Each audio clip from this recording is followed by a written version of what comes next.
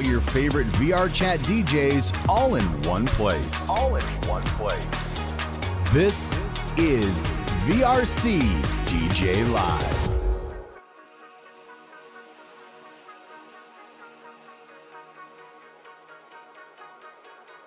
There we go. You know, it wouldn't be an episode of VRCDJ Live without something going on as far as not really technical difficulties, but at least as we were saying before, that this is all test episodes trying to figure out how we're supposed to structure this program and also how we will be delivering the program to you. So welcome everybody.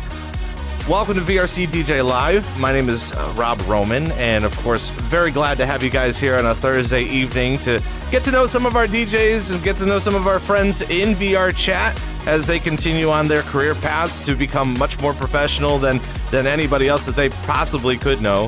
As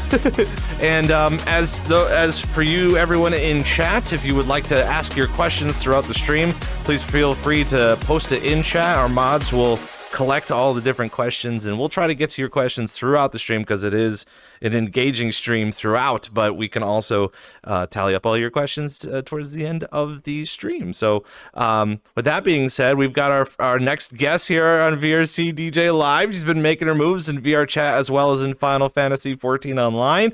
Producer, mix artist focusing on an old school electronica style, and as known as the Hardstyle Queen. I'm sure we're going to get to that today, but please welcome to our studios, Ambrosia.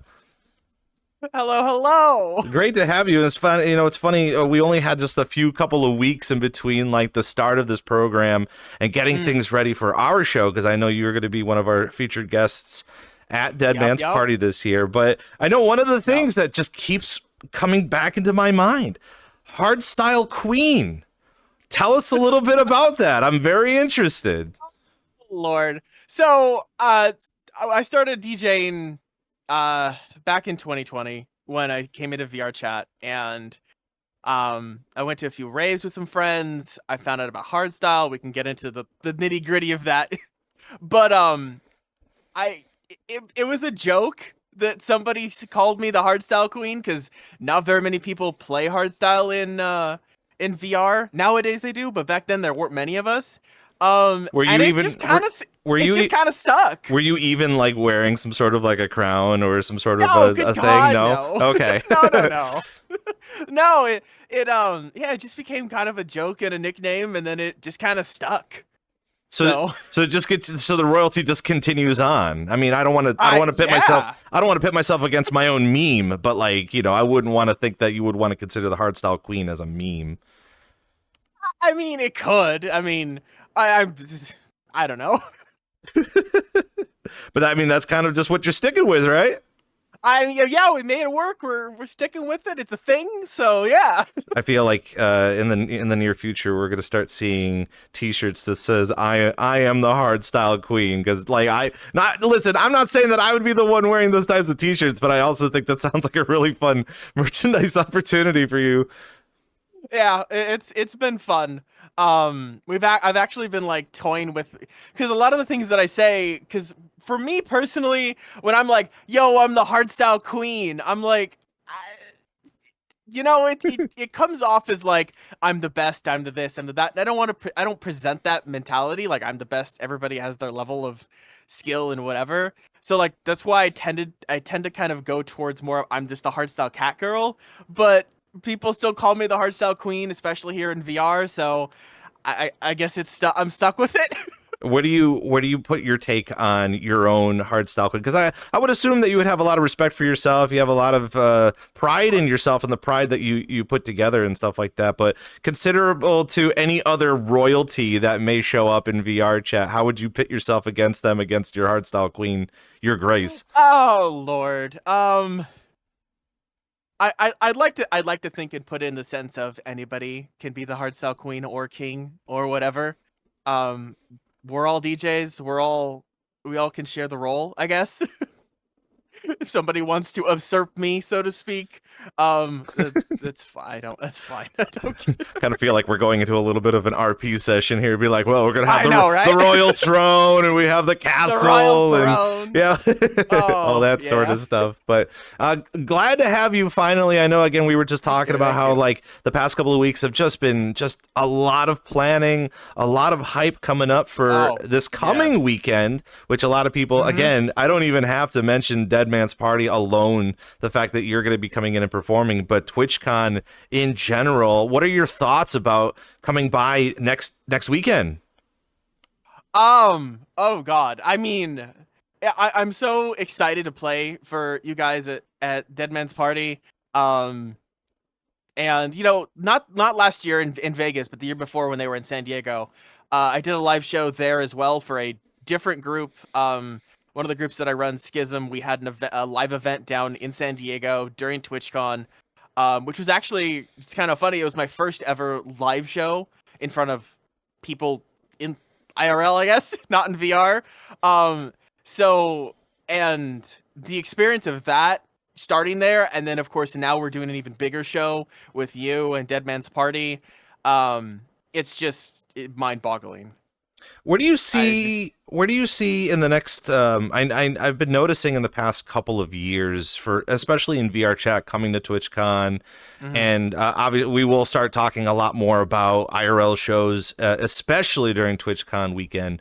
But where do you see the VRChat community growing even further down the road, coming to these types of conventions? Only to know that, like, you know, during convention time, it's going to be busy with a lot of people, a lot of foot traffic, and even more potential IRL shows down the road. Oh gosh. I would say that I've noticed that over the past several years, we've had a lot of portal events. We've had a lot of kind of VR IRL mixed events where whether there's a portal or not, or it's people from VR that are doing shows in, you know, just IRL, and maybe there's some, you know, connection with Twitch into a VR world or whatnot. So I think it's going to continue to go that way. I think we're going to continue to see a lot of these kind of smaller portal events, and then there's going to be some bigger shows like what you do with Dead Man's Party at some of the cons.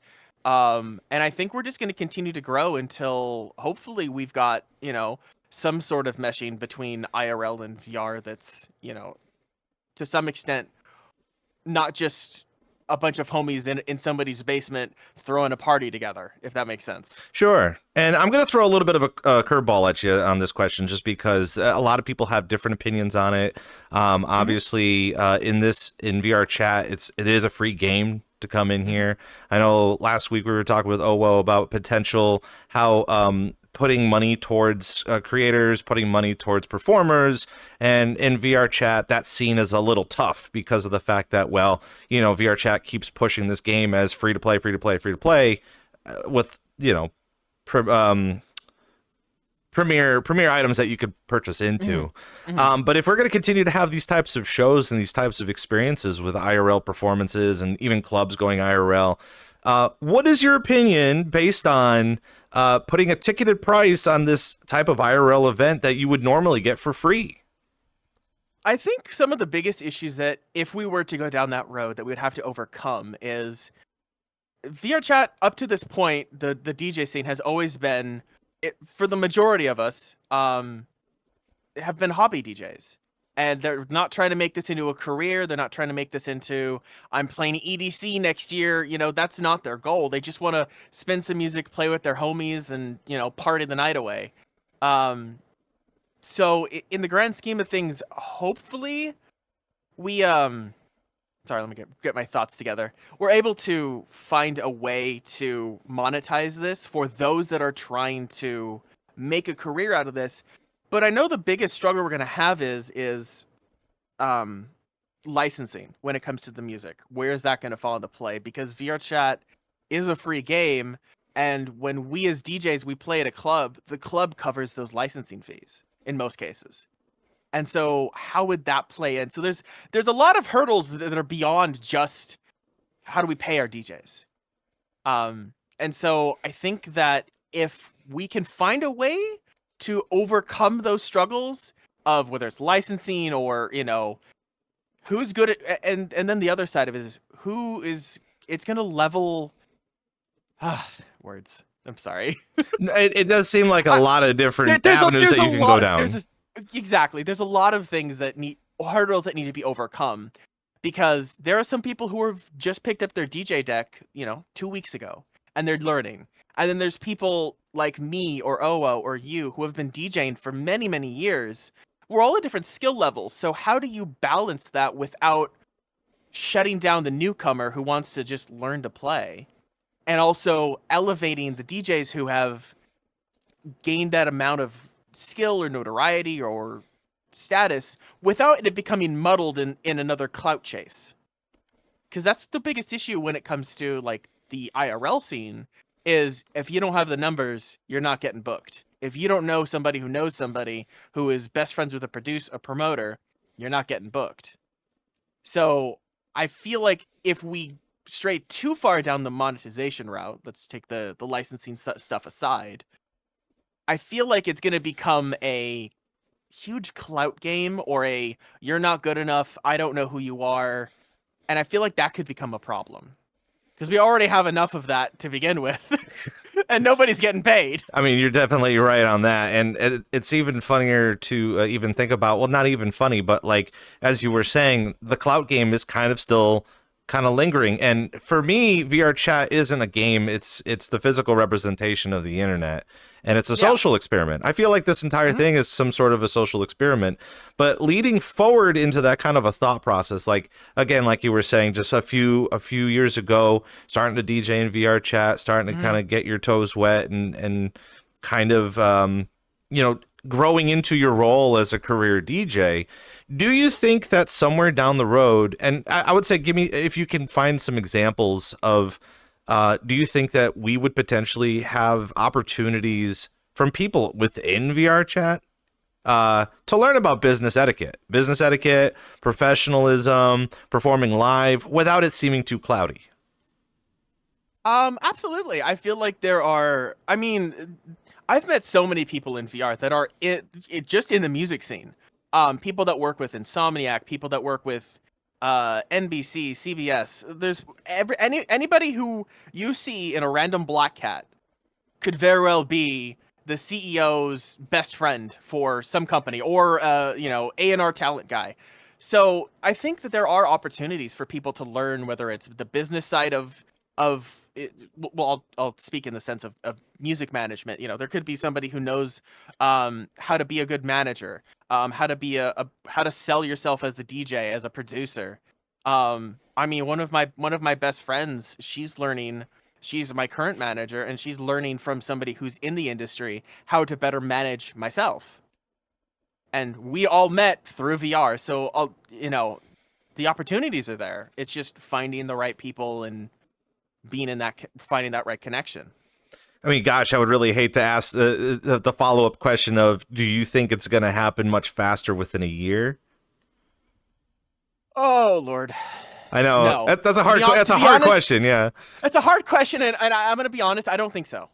I think it's a very slow process, and if we get there, it will be several years down the road, if we even get there. I think that there will be some bleed over in between VR and IRL, but unless society as a whole changes, because I know that there are a lot of people that you tell them, if I were to tell them, hey, yeah, I play a show every weekend in VR, they're gonna be looking like I'm crazy. Like, what? What's VR? So I think that has also an aspect of it, in the sense of that, like, the average normal person may have seen a Meta commercial for the Quest 2, but they don't understand if you try to explain to them, yeah, I can get in VR, I can have full body, and I can DJ for an hour and have a room of 80 people dancing every weekend. And they're going to look at you like, what? I mean, they might think it's cool, and they might actually get into it, but they're not going to know ahead of time. The average person is probably not going to know what the hell you're talking about. Sure.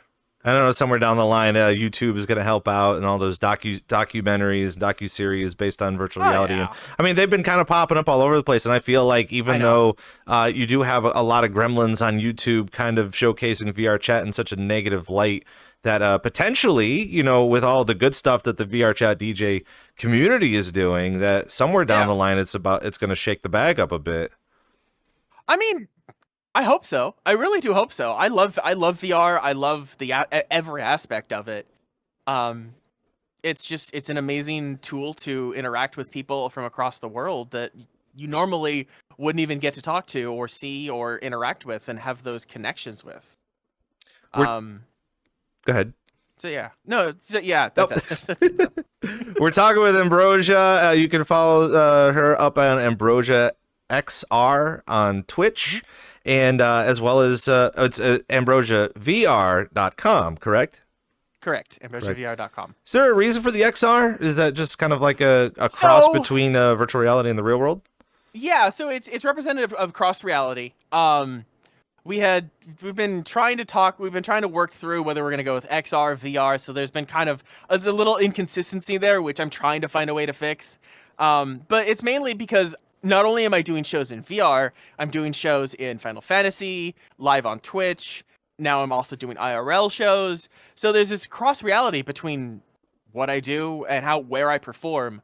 And like, if I may, one of my main dreams, like probably my biggest dream goals, is when I'm able to do my own shows, like have my own big show at a festival or whatnot, is still be able to have a stream in VR. So like my dream and my goal would be like, while I'm on stage in front of thousands of people, however many people come to my show, they're seeing me DJ in front of them, but I'm also wearing, like, I know we have Mocapi, we have several other smaller, very easy to wear, like, trackers that can be sent to a computer and my avatar can be controlled. So my dream would be to be playing a show both IRL and in VR at the same time, without it just being a camera on the decks looking at me and that's being projected to a VR world, if that makes sense. Oh, I've been asked hundreds of times, because a lot of the content that I show and videos and stuff is just me performing as her in VR. Yeah. And a lot of people ask me, they're just like, so do you wear all the VR stuff while you're doing stuff live? I'm like, hell no, I can't see through my headset. Like, I'm sure you could, I mean, with the Quest 3, but at the same time, how silly would it be to go to a person who's performing wearing a VR headset while they're DJing, and you're just like, what's going on with that? Yeah. I mean, if you did like the what's his name? Marshmello, or the dubstep, what's the dubstep guy? Barely Alive, the big box masks, maybe you could get away with it if you could hide the trackers some way. But God, would you be able to see? No. Just got to find a way to like integrate the VR headset into VR headset. Yeah, that's a whole nother thing. Yeah, that's a whole nother can of worms. I mean, I know you can do it, like, in a sense of you wouldn't be able to see the VR world, but your whole body's being tracked. You could still do that, I would assume. Because I know a lot of VTubers have that type of technology where they're still sitting in their chair, they're moving around, but they're not in VR. They have body tracking. I don't know. I'm sure there's a way to do it.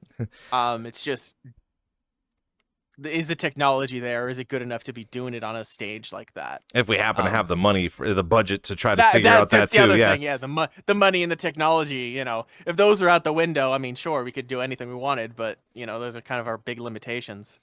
So without kind of bouncing to different topics, I mean, listen, it's a radio show. We're live. We're doing this live up on Twitch. So again, if you guys have any questions, feel free to post it in the chat, and our mod team will collect those questions, and we can also answer those questions if you choose to. You know, there's no proper like financial incentive to say answer my questions right away, but not yet, at least. It's still a growing program, but with it being VRCDJ Live, as we would normally start the show off, is probably the age-old question for you, Ambrosia. What came first, the chicken or the egg? Did you get into VR first, or did you start DJing first? VR first, actually. So I started in VR right when COVID hit. I got a Quest 2 right before COVID hit. I started messing around with it, met some people, met Thrill Seeker, met some of his community. And I've been in VR since then. I didn't actually start DJing until about 2021. And for me, my biggest inspiration for DJing was actually Porter Robinson. Myself, Thrill, our friends, a bunch of our friends, we went to Second Sky back in 21, I believe. Yeah, I think it was in 21. And we went there. It was actually my first rave ever, seeing Porter live. And so it just inspired me. Like, I love music so much, and I love EDM because I've always loved music. Always loved music. It's always been a thing in my life. So, and then I was like, well, shit, I could do that. It can't be that hard, right? DJ, make music. Was I so wrong? But it was so much fun to learn to DJ. I got myself. I am the queen of impulsive hobbies. As the $600 roller skates that are collecting dust in the corner of my kitchen. I mean, you could just be the next VRChat roller skating DJ. That could definitely. No one's done that yet, so. No, I have seen someone do roller skating VR before, and you could beat them out by doing some DJing while you're doing that at the same time too. I mean, that sounds dangerous. I'm sure there's other people that make things so much more dangerous in this game, but for real.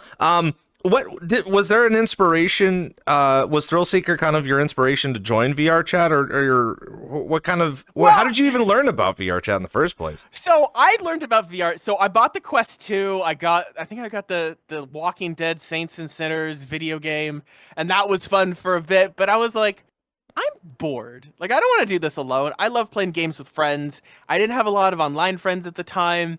And so I started watching, because I was trying to figure out how to get my Quest to connect to my computer, because I was like, okay, there's got to be a way to do this. Just like everybody, yeah. Just like everybody else. And so I ended up looking up tutorials. I started watching some of Thrill's tutorials. He had a Discord. I joined the Discord, and because I'm of an older age, I kind of connected with a lot of the mod team, which were also in their mid to late 20s. And so I ended up becoming friends with them, and then I got to meet Thrill in VR and met with him a few times. And me and Thrill have been really good friends ever since. Through thick and thin, me and him have been really good friends.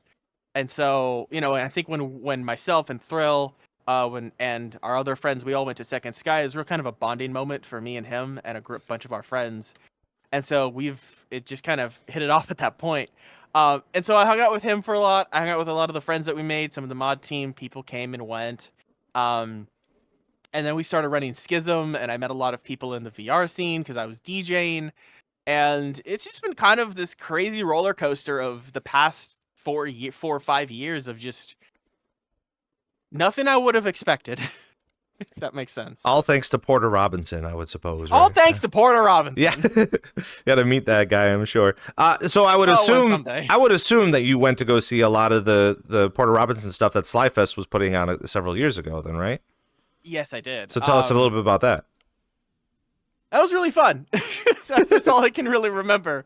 It was really fun. Yeah, that's about all I can remember. I would just like I remember going to see Slyfest 2020 and having it closed with a Porter Robinson something. It was stupid for me because there's so many people that I've known that love Porter Robinson, and I could never really understand that emotional level that they're on until I'm standing there going, why am I feeling tingly? Why right? Why am I feeling something going on? What's this tear coming down my eye? But you're not alone with that. There's a lot of people in this game, and actually, funny enough, Tatsu Trax, who's performing with us, is a huge Porter Robinson fan. And tell us about some of your favorite Porter Robinson somethings. I mean, what about the new album? Gosh. What about the fact that he's doing this world tour? The whole new album. Oh, yeah, Lord. tell me about it, because I haven't had any moments to hear it. I haven't. Me neither. It is. I love Porter, and Nature was one of my favorite albums of his. It is just a fantastic. I love the song Shelter. Oh God, what's the name of the track? I can't remember. There's one of his tracks. I will have to brain think on what it is. But it's actually the track that actually is the one that inspired me to start making music. Oh God, it's on the tip of my tongue. What is the name of it? It'll come to me. So, Yeah. So would you just I say haven't, that as much as I love Porter, I haven't listened to any of his new stuff. so you would say that like that one song kind of, I would assume that you kind of plucked it out on the piano, or you just kind of went in to try to recreate it or make something of it, or No, it was the message in it. It was the I'll be here next year, and it was the thought of what am I doing with my life? I've got nothing going for me. oh, I'm working a deadbeat job and in a cubicle, and I'm hating life. What am I doing with my life? And stop, it turn just made around, me go, stop, turn yeah. around, and think, where can I go from here? And for me, that's where it was like, well, crap. I love music. Why not make music? It can't be that hard. I mean, I was very wrong with that thought process, but if it wasn't for that, I wouldn't be where I am today. I wouldn't be as happy and as emotionally stable as I am today. See, I'm telling you, like, these are the types of stories that I'm kind of hunting to try to find, because I do see how like Porter Robinson is such a big thing in this game, and also too, yes, he does come in here every so often to do whatever he does, but it's so important for me to kind of get a better understanding, because you got a lot of people that want to go to his shows or have an emotional just they're just have that moment. Yeah, they're trying to figure it out themselves, but at the same time, it's a good resonance for them, and it's so that's the stuff that I want to hear, instead of it just being like you're following the train, being like, oh yeah, I like Porter Robinson. What's the album? I don't know. Yeah, I just like his music, And then it'd be like, you're not in the cool fan club. Get out of here. But now, so you get into VR, and one of the things I've been wanting to ask other people, and I keep forgetting, is tell us about your first avatar. I want to know. I mean, what led you to your avatar now? Oh God, do I have a story for you? So my first time in VRChat, I picked one of the default ones that you can grab, because I don't remember which one it was off the top of my head. So I was like, all right, I'll go look at. There's got to be places where I can download avatars if they're in the home world. So I I don't remember the name of the world. It was one of the avatar emporiums on the homepage of VRChat in the settings. So here I am, 29 years old. I'm walking down a hallway, and it's nothing but Peter Griffin and The Simpsons and every possible 3D rip you could imagine of some cartoon character. And I'm like, this isn't what I'm looking for.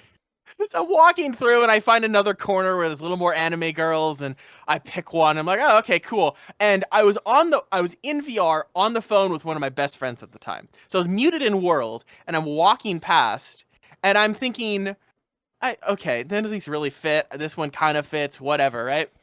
And this giant banana, and I forgot I think it was a cursed Peter Griffin come walking by, and they sound like they're 13. Just boys chit-chatting back and forth. They stop, turn around, come back towards me, who's just kind of wandering around aimlessly, like, what's up, girl? How's it going? And I'm like, because I'm muted, so I'm just like, hi. And it goes, you're probably fucking gay. A lot more vulgar than that.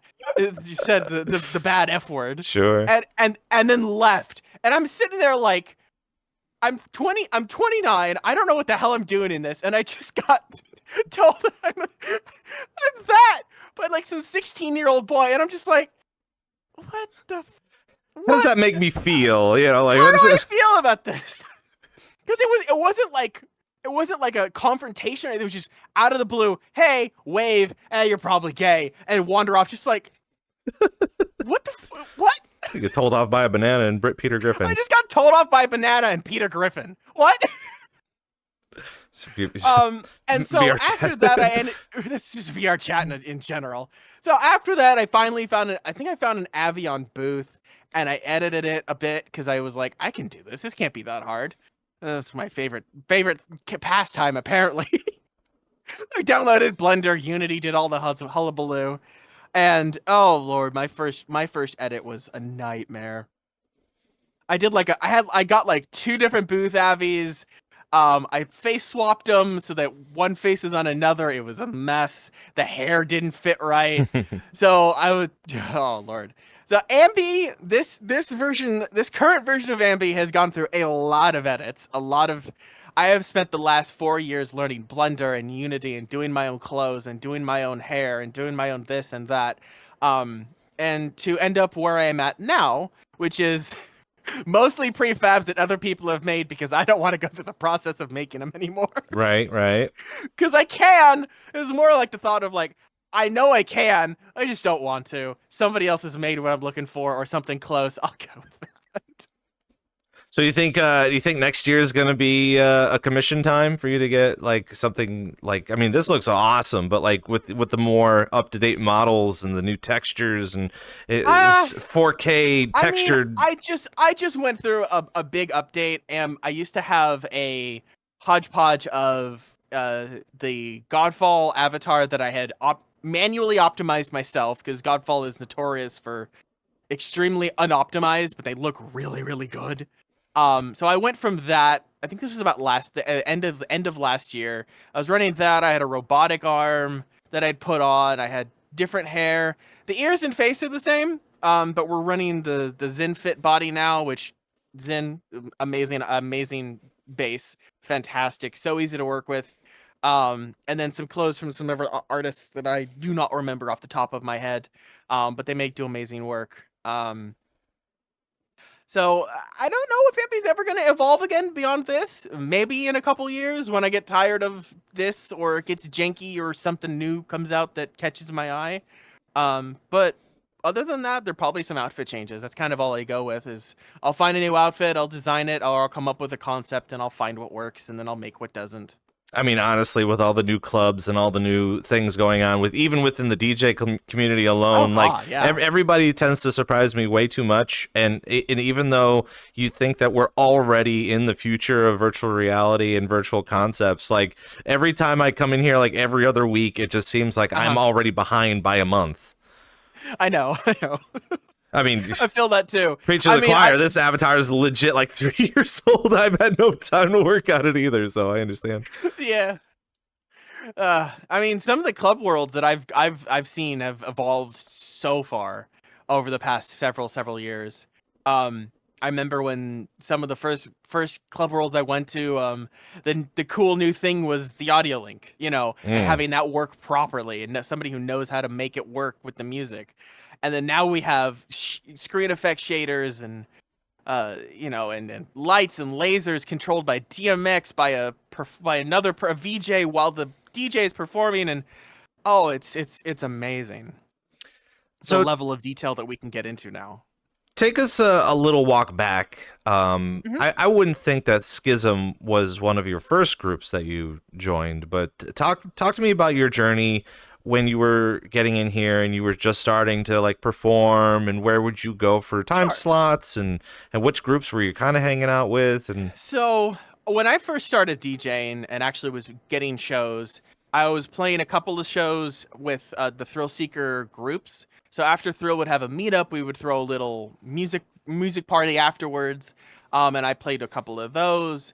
And then I met one of my dear closest friends, Fly and Fly. He was running the club Dice back in 21, 22-ish.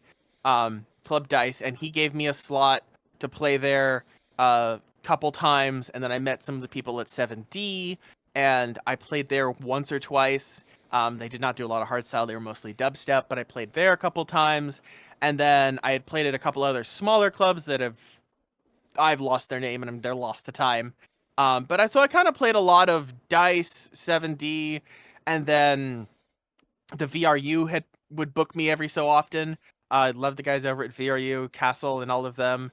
I played for Hypothetical. That was a club that started several years ago. They're a fantastic club, amazing community.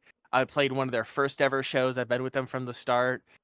They're an amazing community. Most of the clubs in VRU are pretty awesome.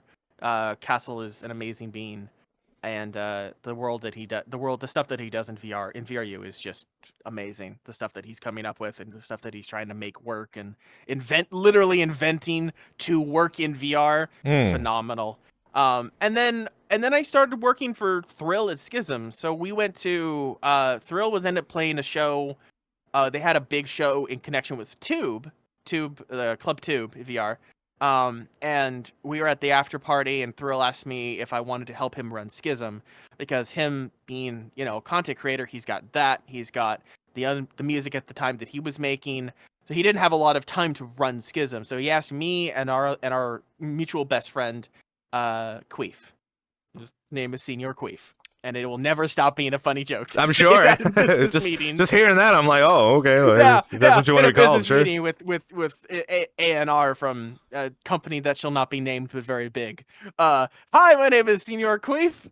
Nice to meet you guys. Yes, that's my username, and we're just gonna move past it.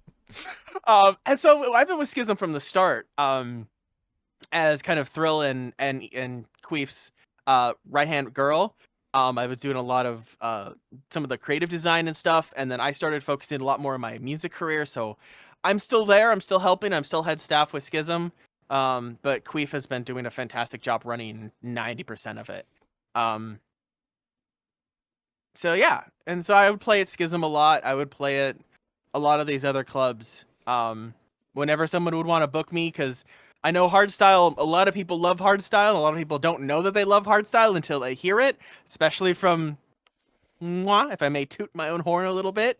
I've had people, and I'm just gonna, I've had some people tell me they've never liked hardstyle until they heard mine, which for one makes me really, really happy, and two, I'm like, oh no, poor baby. It's such an amazing genre. But so, it's not a super popular genre here in VR. There's mostly dubstep. Now it's very much D&B. So, I get my shows when I can take them, and whenever people want to book me for, some of the harder energy, high energy dance music, I'm more than happy to play. Not to completely put you on the spot, I feel like that's kind of an ongoing thing. The first 30 minutes, even though I legit told you I was never going to put you on the spot, but it's nothing too hard that you can't handle. But I would assume that you've been in here for a long enough time to see even more groups grow. Some groups fade out. Some groups continue to do awesome things. Tell us a little bit about some of the groups that you may find a little interesting that could potentially, feed into 2025. Oh, Lord. I would definitely say Hypothetical. Keep an eye on Hypothetical. They're always doing amazing things. I can't toot Schism enough. Schism is doing fantastic things. We have amazing shows every other week. We have full DMX controlled lasers and lights. We have a VJ running visuals for the DJ all the time, every time. We have technology that we're learning and we're figuring out for multiple instance venues. One of the groups that's actually not DJ based, but is a very big part of the music scene, and some of you guys may have heard of them, would be the Ministry Productions. Ministry, their dancers and their people, their whole group is phenomenal. Scoot is an absolute sweetheart and an absolute blessing, and I love them to death very deeply. So they do amazing stuff. Their dancers are phenomenal. Their dance captains are great. Yeah, so those are some of the big ones that I know are going to continue to make waves here coming next year. I know it's kind of fantastic. I've been seeing a lot of movement with Ministry on Twitter and all the social medias, and it's going to be even more fun if they continue at their pace. That they, I would love to get them on the show. I'd love for us to talk about upcoming events and stuff. And that's obviously one of the things that we love to do here on VRCDJLIVE is not only help promote you and run a good show and talk about your upcoming stuff, but there's still so many things that are still untapped in the VRC space for DJ communities. Oh yeah, absolutely. Go ahead. No, you. I was going to say, I mean, dancers are phenomenal. They bring a whole nother element to some of these shows. And if you like to dance, get a hold of Ministry. They love dancers. No doubt. They're always looking for more, as far as I know. So tell us a little bit more about Schism. I know you said you were doing hardstyle and you were interested in doing the hardstyle stuff. Are you finding more people that are interested in hardstyle that are joining Schism, or are they trying to also branch out into different genres that you may think of? So Schism does not have a one genre. We're not just a one genre. We don't focus on one genre. We play any genre, all of them. We've done dubstep, we've done house, techno, trance. Actually, I don't think we've done trance. We may have once. But we stick with all genres of EDM. We never try. Normally, our nights are usually genre based, or at least in a general sense. Like we'll have when we bring our talent on, we have a vibe that we're going for. We have a lineup we're building. So if we're going with more of a house vibe, we'll make sure that we have mostly DJs that the DJ house. And then if I put on a show with Schism, I'll try and bring a lot of the hardstyle, hard dance, hardcore DJs that do exist. I'll bring them on. So yeah, it's just I know that I've had a lot of people when I play my shows, whether it's at Schism or other places, that they do love hardstyle and they come to the show and they dance their hearts out, you know. What are your thoughts on the actual cap times of 30 minutes, 45 minutes, hour, 90 minutes? It's kind of a it's kind of like an ongoing kind of talking point of like a lot of events themselves. You got a lot of people that are trying to put on DJ events that have hour-long sets. They want to push it to 90 minutes. There are some people that even perform a half an hour. And do you think that's even enough? I think a half hour is a little short, just in the sense of it's very hard to get a full vibe from a half hour set. But that's you know, that's kind of standard. Usually you'll have DJs that'll do 45-minute sets. You'll have some DJs at big festivals or even smaller shows, they'll do an hour and 15. It'll do an hour and 30 even. So it just depends on the level of how many DJs you're bringing on. What are you trying to fill? What vibe are you trying to follow? So that's kind of the biggest thing is, you know, I think a lot of the VR clubs have a hard time building their lineups in order of not, I don't want to say skill based, because skill doesn't have anything to do with it, but like vibe, because you always want to have a flow when you're DJs. That's why, you know, especially in the IRL scene, you'll have your openers, you'll have your support, and you'll have your headliner and your closer. Sometimes your headliner is your closer, but you know. And when you are in those specific roles in a lineup, you kind of have to bring a certain sense of energy. You don't want your first DJ to bring the craziest amount of energy and then have your headliner be this slow, mellow vibe, if that makes sense. So you have to make sure, and I think a lot of VR clubs have a hard time with this, is they want to either, whether it's clout or they go off of first come, first serve, which is fine. But a lot of times you'll get people, like I've been at shows where you'll have somebody who's brand new to DJing, and for whatever reason, they're playing your main headline slot, you know, 10, 11 o'clock Pacific time, midnight, 1 a.m. Eastern, you know, kind of in that general range. And this is their like third set. And it's not that they're not worth it, or they don't deserve that time. But then you'll have someone, I'll just use me for example. I've been doing this for 4 years. I have a lot of skill, a lot of talent. I have a lot of energy. So you're going to have somebody who's brand new, who doesn't understand the flow of keeping energy with things. And this is nothing against that type of person. That they're learning. Everyone has their own walk when it comes to this type of stuff. But you'll have club owners who will put someone like me first, who I am high energy, I'm balls to the wall, full energy. And I'm, you know, and you're going to have me come up first, and then you're going to have someone in the middle, and then you'll have this new person in the center. And you just get this downward slope of, I have now blown out the entire club for this person who's brand new. And that's partially on me, but it's also partially on the promoter to have brought me in and put a super high energy individual or super high energy performance at it before super low energy. And so I think a lot of the VR clubs should focus on getting that sine wave, so to speak, that level of energy that you're putting into your shows, because that keeps people in your clubs. It keeps people in there, because if they show up first thing and it's crazy loud energy, if it's early in the evening, they're not going to have that energy built up. They're going to get turned away. They're going to get turned off, because they come into this world that's already visually stunning. However that may be, you know, wherever your club is, you're in VR, you show up and it's just loud thumping energy at 6 p.m, and you're like, oh God, okay, that's a lot. So do you think that will actually make or break even a whole group and a whole community just based on those like decisions?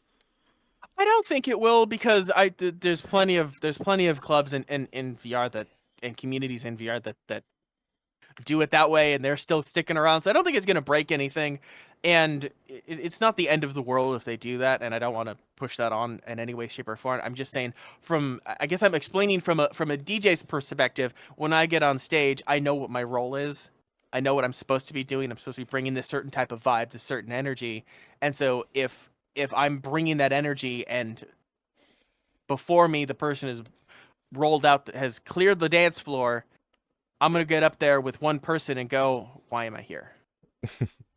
Right. You know? And so it's this give and take between DJs and promoters. When I say promoters, I mean the people running the VR chat, the VR club, or the VR event. And so it can be the disconnect between that, I guess.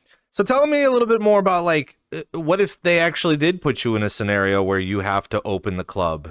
Do you, I mean, obviously I don't think you'd be bringing your entire A game to you being in the opener. I mean, let's just say they put you in that type of a position.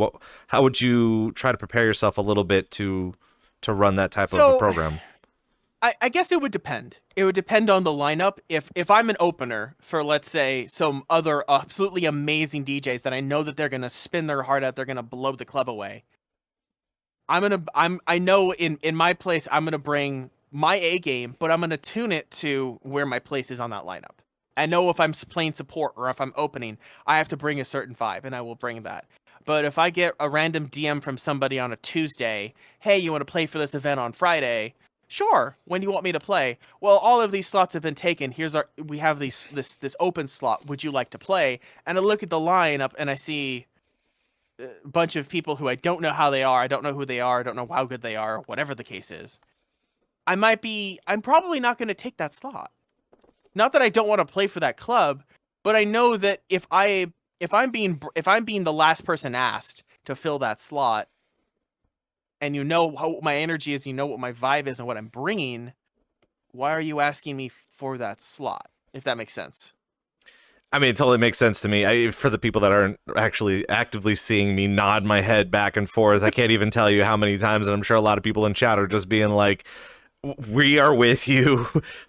You really can't you can't lick a gift horse in the face, kind of a thing. Kind of like, if they give you an opportunity to perform, you want to do that opportunity, but at the same time, I feel like those types of people don't even do their homework based on the type of stylings that you perform, really. Exactly.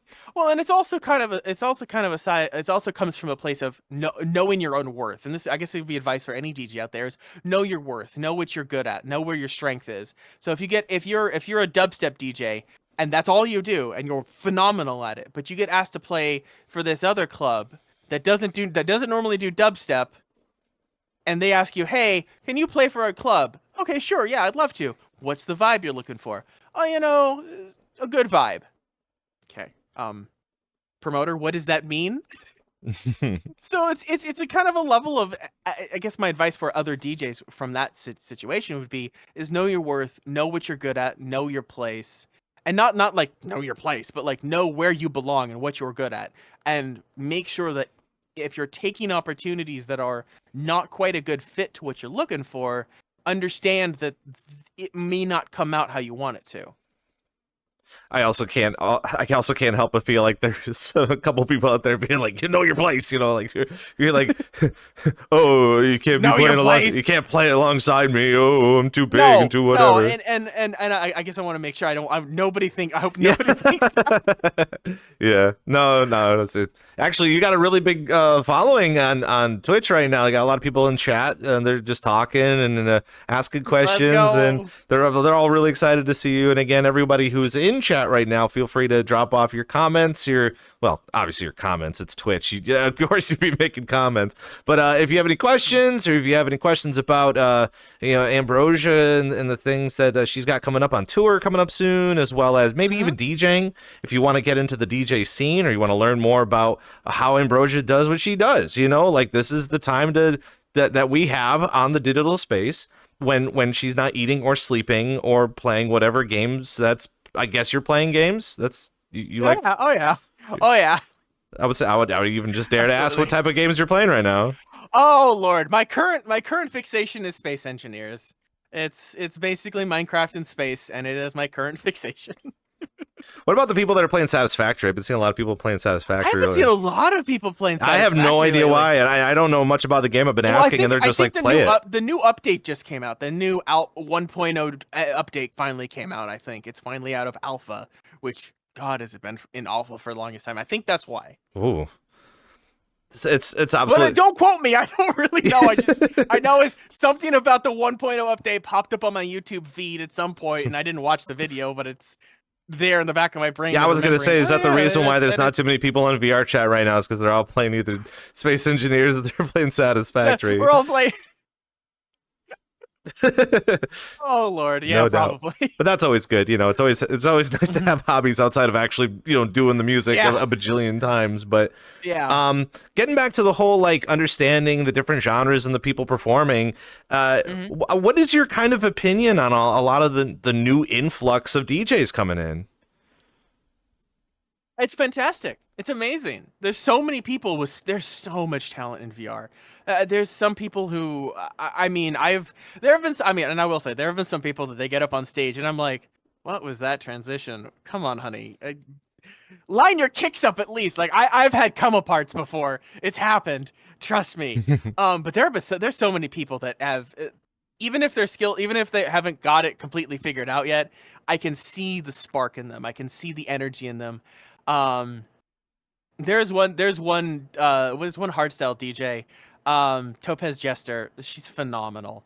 I had never heard of her before. I took a little break from VR. I came back. I got in the lineup with her, and I was just like, let's go. You got this, girl. And she's just phenomenal. And she had been DJing for like 3 months. And so when I see DJs like that who've just started and they're just figuring out, they're just finding their groove and they're just finding their vibe, it just reminds me of me when I started and having that person who you may not know, but you can tell that they know what they're talking about. When they sit there and they're like, yeah, let's go, that was fantastic. I know how that feels because I've had that with some of my friends that are now friends, but I didn't know them at the time.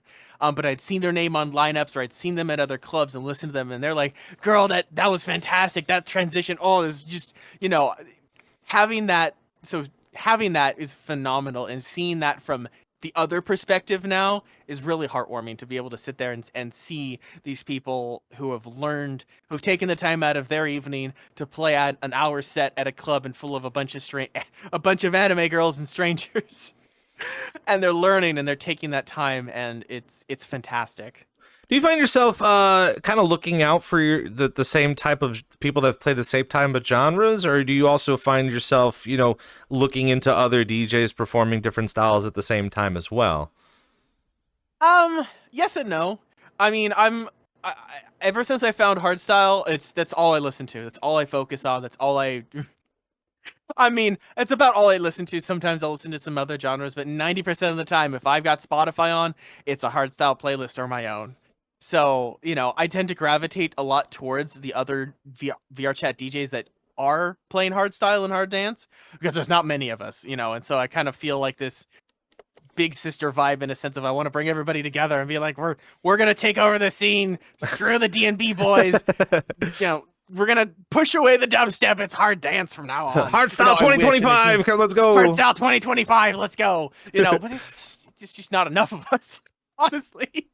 So for a guy that doesn't really understand too much about hardstyle, tell me about where it's going. Like, I would assume it's been around for just a hot minute, and for people that don't know about hardstyle or maybe even wanting to learn more about it, how should they be in that space? Because I feel like even with like maybe even just happy hardcore, like you can't just wake up and just decide to listen to it and be good about it. Yeah. Yeah. I mean, that's fair. Or maybe even give us some like artists to check out besides yourself that you could listen to on Spotify. Myself? Yeah. Okay. So I would say probably some of the best phenomenal artists, because obviously every name genre has variations within it. Hardstyle has, I would say, if I'm lumping hardstyle, hard dance, hardcore all into kind of one category, those are kind of your three main subcategories. You got hard dance, hardstyle, hardcore, and they're all kind of vary based on a genre or BPM. So in hardstyle, which is about 160 BPM, you have kind of three general breakdowns. You have euphoric style, you have hardstyle itself, and then you have raw style. So if you really want to get into hardstyle, start with some euphoric stuff, whether that's Brennan Hart, Randy, Wasted Penguins. Those are some amazing euphoric style artists. And then just follow the genre if you really want to get into it. It's an amazing genre. It's 160 to 170 BPM, high energy, loud, distorted 909 kicks.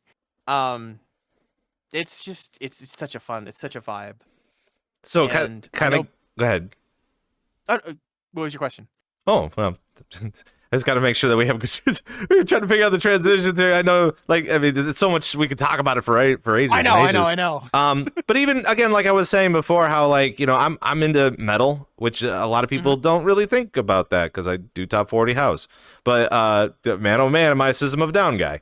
But again, I don't wake up thinking about System of a Down. I don't wake up listening to Black Sabbath or Ozzy or anything like that. So do you have a due process on where you start with how you want to, I don't want to say, you want to get into the mood, but there's got to be a driving factor. Do you just drink a Red Bull, slap yourself in the face and then get going? How do you, what's your process?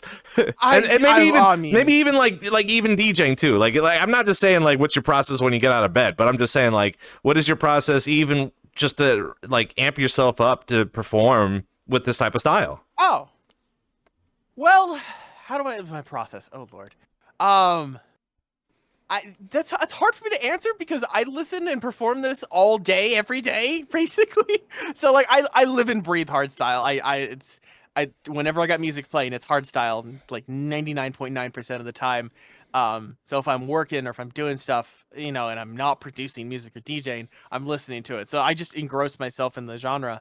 But I guess if I may elaborate, would you say, are you trying to understand how I start my sets or get started, or? Yeah, I mean, it's a little bit of both, really. Because again, a lot of people gosh, I would hate to bring up this story, but I love bringing up this story.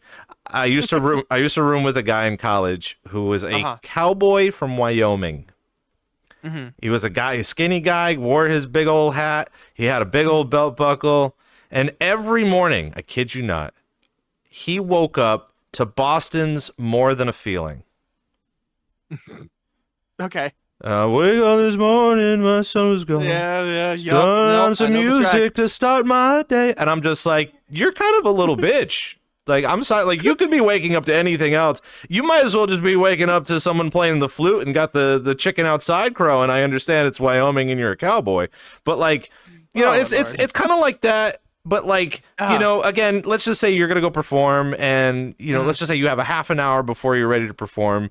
What does Ambrosia do to get ready for her performance 30 minutes before you get going? What do I do 30 minutes? Okay. If I'm not already in VR and let's just say I'm doing a VR show, I'm putting my trackers on, I'm plugging my DJ deck in, I'm making sure I got sound, I'm making sure I've got my set light up, I've got everything figured out, and then I just make sure I've got everything set up. And I sit back down on a bouncy ball or in my chair or whatever I'm sitting on at the moment, and I just breathe. Once I know everything's good, I've done my sound check. Mic works, audio works, OBS is running, everything's all my I's are crossed, my T's are dotted. I'll sit down and I'll breathe and I'll relax, because in the grand scheme of things, whenever you're gonna get up on stage, whatever it is, everybody has those panic moments of, oh my god, whatever, however it works, however it is, whether it's dancing or music or performance or comedy or whatever it is. And you just have to remember that if you're putting a show on, no matter what happens during that show, people are there to see you. People are there to vibe with you. And so you just have to sit, what I do is I sit and I breathe and I don't think about it. Because if I start thinking about it, I'm going to start spiraling. And that doesn't mean that I'm not nervous or I'm not concerned. Some shows I'm a little more nervous about than others. It depends on how much I've prepped, how big the show is, how many people are in the club, whatever the case is. But I just try to not think about it. And then, because once I get on stage, all those nerves are going to start bubbling up, and everybody knows that.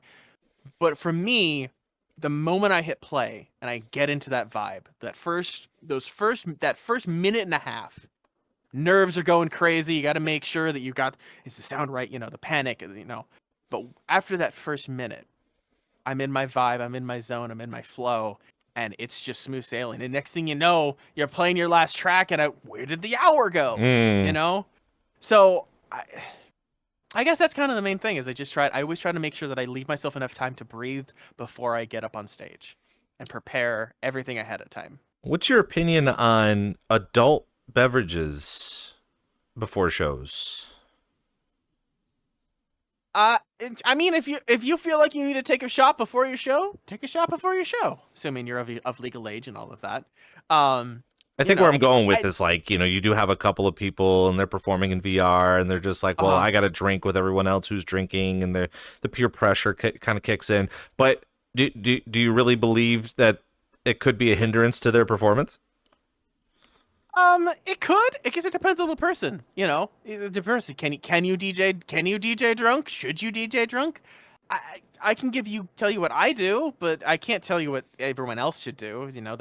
That's on them. That's on what is their tolerance, what is their level. But one of the things that I like to do is, if I'm not drinking, which I'm not 22. I can't drink a gallon of tequila every night. So you should, please don't. But like for me, 9 times out of 10, if I'm drinking and somebody says cheers, whether I'm actually drinking or not, I'll take a sip of water or I'll take a sip of my soda. It doesn't have to be alcohol. If you're in VR, yeah, it's fun, but it doesn't have to be. Sure. You don't have to get absolutely sloshed. So, when it comes to like the peer pressure inside of things, because most people, they don't care what you're drinking. They just want to say cheers, raise your glass up, have a sip, sure, and go back to partying, whatever it is. But, when it comes to DJing, if you need to take a shot before your set to calm the nerves, then take a shot before your set to calm the nerves. If you don't want to do it, you don't want to DJ drunk at all, don't easy. Yeah, I honestly believe like that as something that we genuinely need to hear. And besides the whole, like, when you're streaming, hydration check when you're drinking water, like that gets used way too often. But it's in reality, when's the last time did you have a sip of water that your body genuinely needs? And I'm really thankful and glad that our community is perfectly okay with just that fact of like, it shouldn't matter what you're drinking. If somebody wants to drink, on a Wednesday, Thursday afternoon or evening, let them. But at least you're there partying with them and having a good time, whatever you're drinking with. Yeah. As we're continuing on, and I feel like you would be the perfect example to answer this type of question. I found a question up on Twitter, and by any means, if anybody has any questions at any time that they want to submit to VRCDJ Live, you can at VRCDJ Live on Twitter, because I read those questions. And believe you me, when I'm on VRCDJ Live's Twitter, all the feed is VRC DJ stuff. So like, that's easy for me. Like, it's easy for me to come up with topics and stuff. But one of the topics that I did read upon just earlier today was the fear of the perfect performance and how to deal with that in a real life situation in VR. Like, do you strive for perfection, or do you just soak in the suck of messing up a couple times? I mean, yes and yes. Yes to both. I mean, whenever I'm putting on a performance, I always want it to be the best performance I've ever had. But I'm human. I make mistakes. I hit a button. I DJ with my headset on. I've got controllers in my hands. I have a cat that lives with me who just loves to get up on stuff. Things happen. You spill a drink, you bump a button, it happens. That's why, if you're at a live show at Lost Lands, for instance, and Excision accidentally loads the wrong track, everybody doesn't go boo, boom off stage. No, everybody starts laughing because what? Like, I mean, of all, like, the silliest things have happened when you're DJing. It's live. It's a live performance. Mistakes happen. But as a performer, I guess one of the number one rules as a performer is, if you mess up and it's not blatantly obvious, like you stop the track, and you'll start loading, the wrong track or whatever, if it's not blatantly obvious, just roll with it. It's like whenever you're because I used to be a dancer many, many years ago. And I would do some performances for recitals and all of that and whatever. And one of the biggest rules is if you mess up or you fall, you just get back up and make it look like it happened. You fall gracefully as you can. You pick yourself back up, and move right back into where you need to be. And so, that's something that I know a lot of DJs have a hard time remembering, is that it's a performance. It's live. You're gonna mess up. You're gonna make mistakes.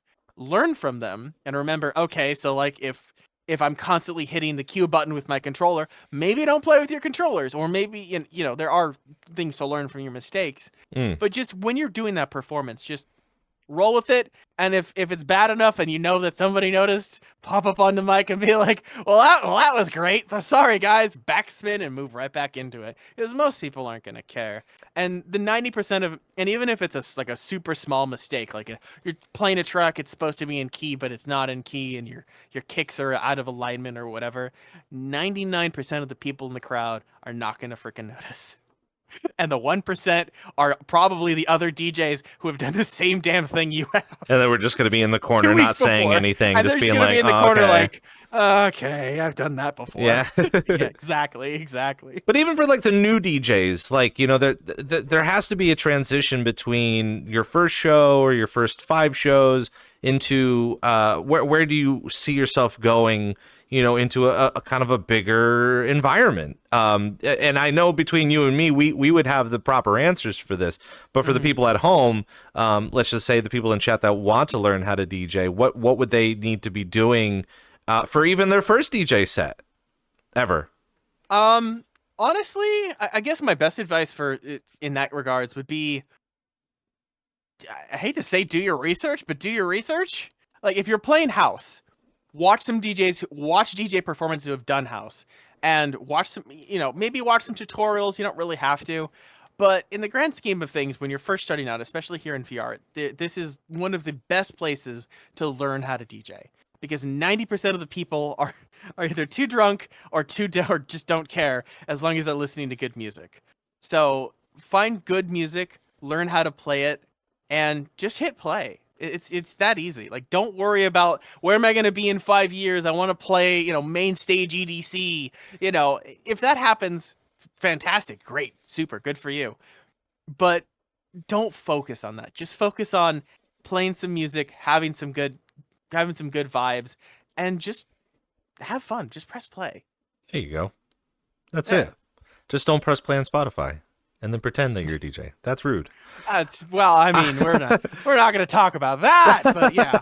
Oh, Lord. For the people at home, tell us a little bit about your story of your hardware. Like, where did you start? How did you start learning about where you wanted to DJ, and where you're at right now and where you hopes to go with it? So I started on a Newmark Party Mix, the $70 one from Amazon with the little lights on the front. Yippee! Yippee! Because, like I said earlier, I'm the queen of impulsive hobby buying and starting. So when I started DJing, I told myself, because I had just gone through the hassle of buying these fancy roller skates, wearing them once, never using them. Now they're sitting there and I can't sell them because, whatever, right? So I was like, okay, I want to do this. I want to try this out. So I got Serato Lite, the free version, and I just started messing around with music on my computer, my iTunes or whatever. And I started messing with a mouse and keyboard, and I was like, I love this. This is fantastic. 4 hours flew by, and I had no idea what I'm doing. So I went online, I bought the Party Mix, and then shortly thereafter, I realized that I don't need to be using this tiny little toy. It's great for what it does, but it's not what I want. Like, I need 4 channels. I need, a little bit more sustenance.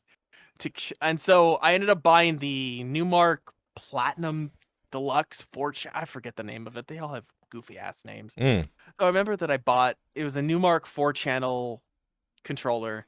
And I used that for a very long time. Would you consider that as your one of the biggest purchases of your life? Or like how expensive was that model? So that one was about, oh God, I think about $400, somewhere in there.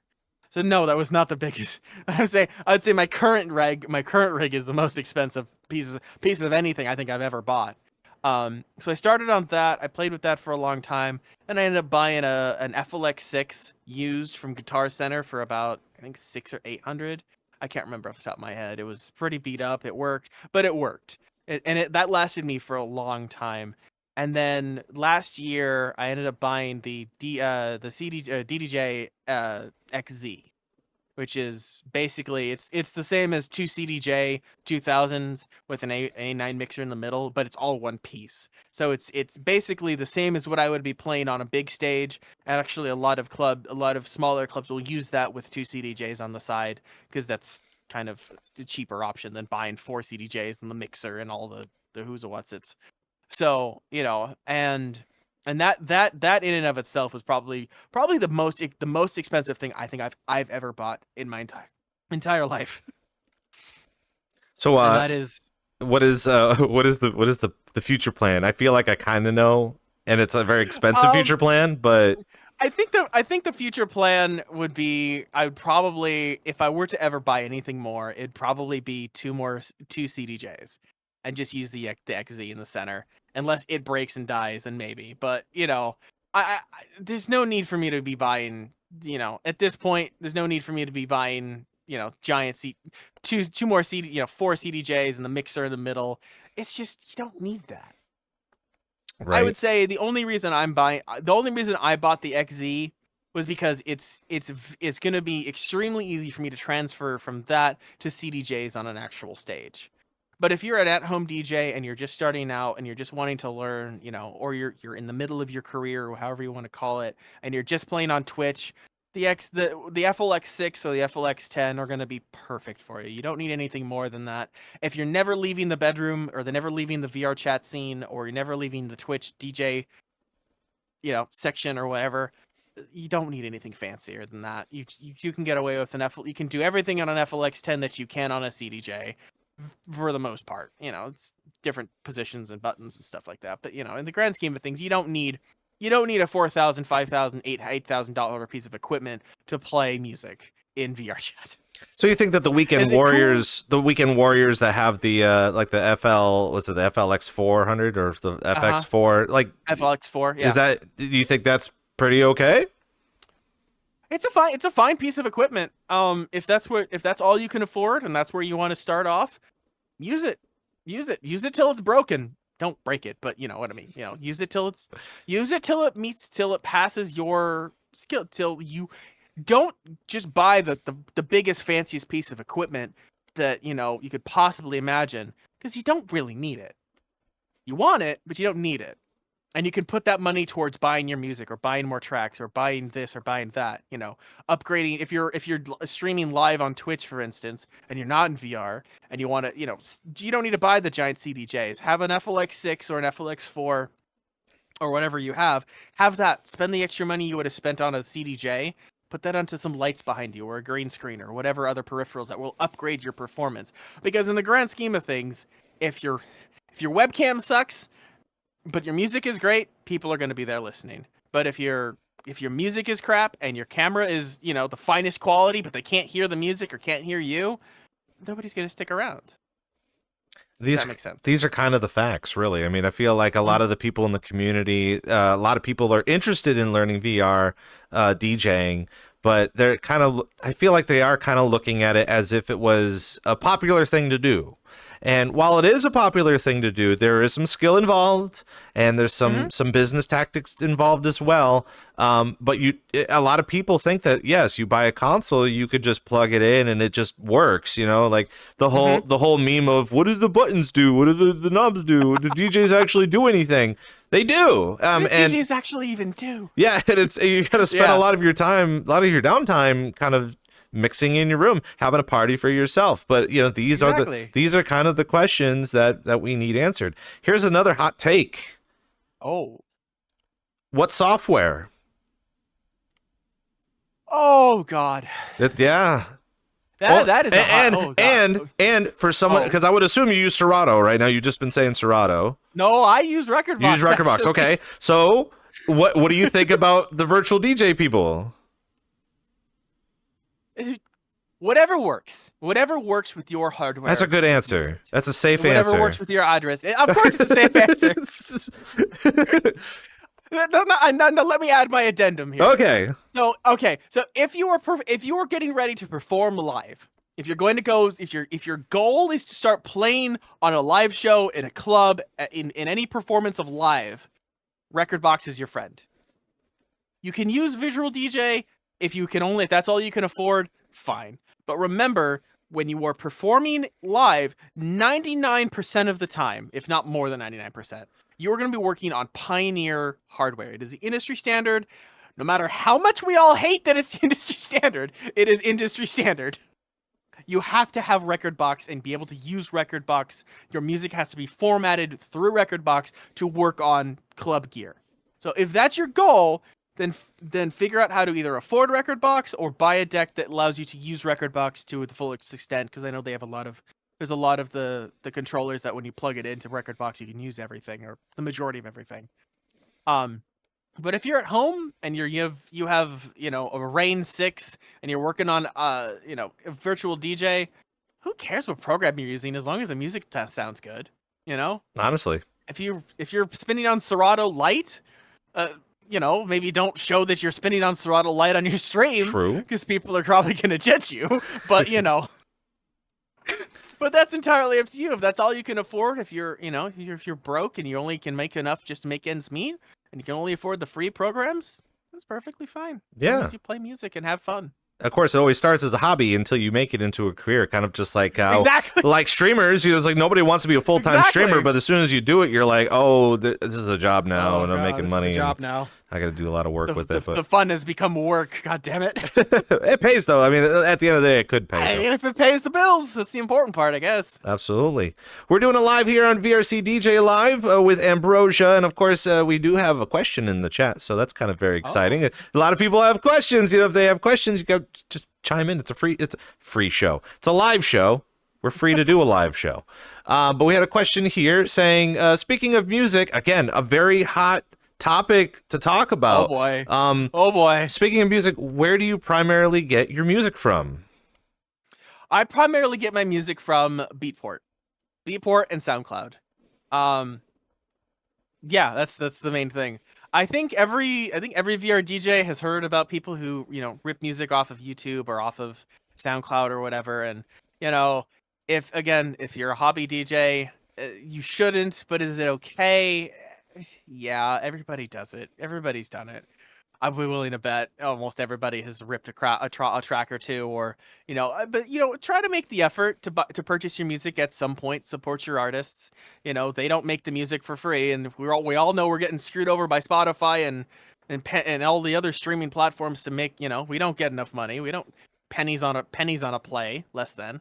So if you have the ability to purchase the music, Beatport, SoundCloud. SoundCloud there are a lot of free downloads on SoundCloud, a lot of free, and I know a majority of I've collected a cup. Nice.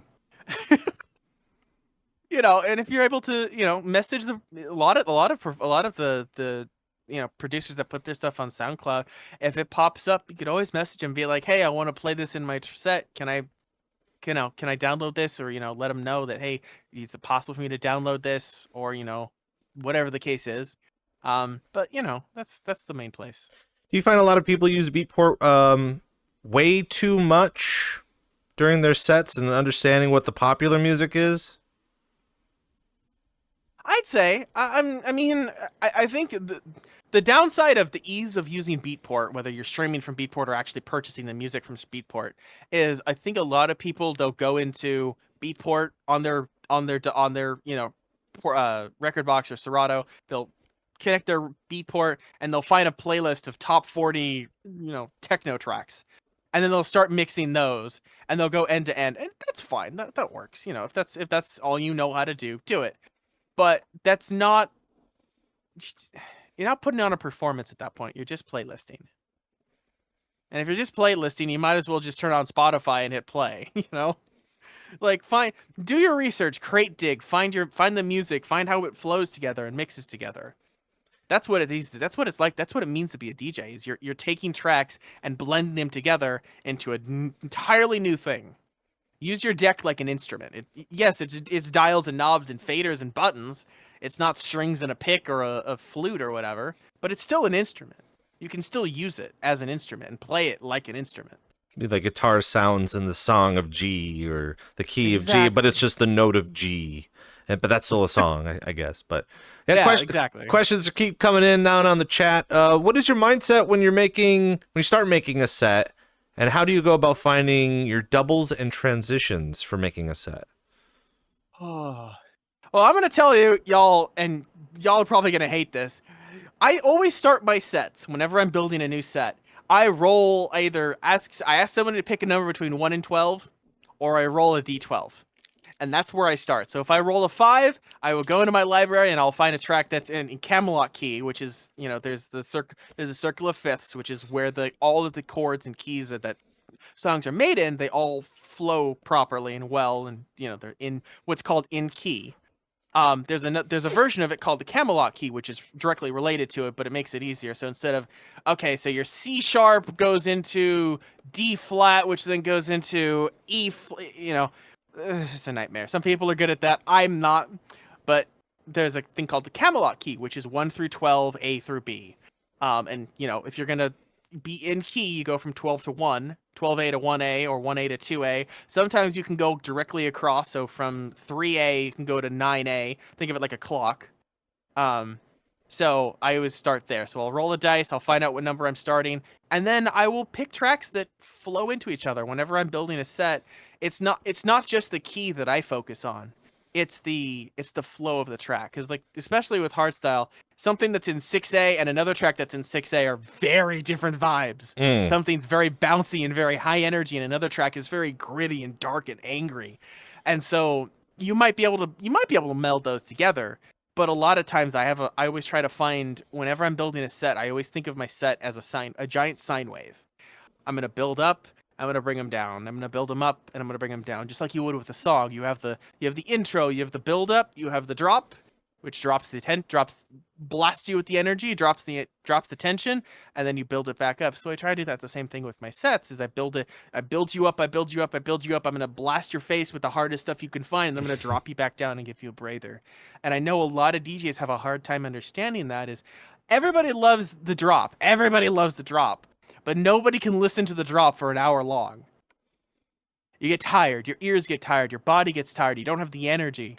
And so that's why we when we make tracks, we produce tracks, we have this intro and build up, which builds the tension and builds the tension and builds the tension, and leave the drop, which is all that energy, that deep head banging, fist pumping, whatever it is, boom, boom, boom, boom, boom, and it releases all that tension and drops you back down into the breakdown, and then you have another build up and another drop. So if you're building your set in the thought process of, I love all the drops of these tracks, I'm just going to double the drops all the way across, you're going to blow everybody's out, because nobody can hear that music for the same amount of time. It's all going to blend together into the same note in a sense. Now, I'm not going to say that, getting older, we're all getting older, and almost every other month when we're in here, the younger people keep moving in and everything is kind of shifting. Yeah. And talking a little bit about your wavelength of, there's got to be some highs and lows. You got to come down and relax a little bit and take a breather, go get a sip of water or something. But then you have people in here that are they're on a whole nother level with high on sugar, high energy all the time. And their sets also replicate that. I don't want to say this has anything to do with age, but do you think that as we progress, trying to become professional and getting better at our craft and the things that we do you think that could somehow irk you a little bit, that they're kind of doing something like that, where they're just not taking a breather and they're just constantly hardcore 60 minutes of just pound? Without sounding weird. If that works for you, that works for your community, and that works for the people that are listening to your set, then yeah, that's fine. I wouldn't say it irks me. I just know that when you go to a show and you listen to the DJ play, I've noticed that a lot of times when you have these newer DJs who will just blast nothing but double drops the entire hour, you can see it in the crowd. People leave, people go off and find a corner to sit in and talk, and most of them have turned the world music down or turned it off or listened to something else. And there's nothing wrong with having a lot of energy and a lot of drops in your set, but you have to give people a variation within your music that you're performing so that they can appreciate the actual energy that you're bringing to the set. So I guess that would be my advice to the people who do play that way is if you're going to go balls to the wall, you got to give people at least a moment to breathe. Nice. Breathing's important. Like I was saying, drinking hydration's important as well. Yes. Moving a little bit ahead. What do you think? What do you think a lot of people nowadays are interested in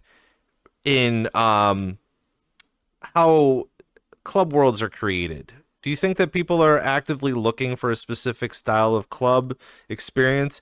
We also have a bunch of clubs that are kind of, themed to a specific thing, like a bunker or some sort of underground thing. I know one of them was like underneath an overpass or something. But do you think that the community is kind of focusing on a particular thing, or do you think somewhere in the future is it going to start to progress into something normal? I don't want to say, I'm not saying under the ground is normal, but like I'm just saying, like if you were going to go to an actual club, like a nightclub, 2-tiered, 3-tiered, with a bar where the bar doesn't work because it's just a prefab. It's just there to look like a club.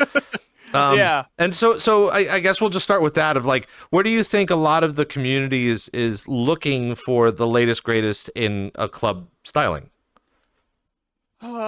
I think the most people who actually are focusing on the club itself, not the music or the people that they're going to see with.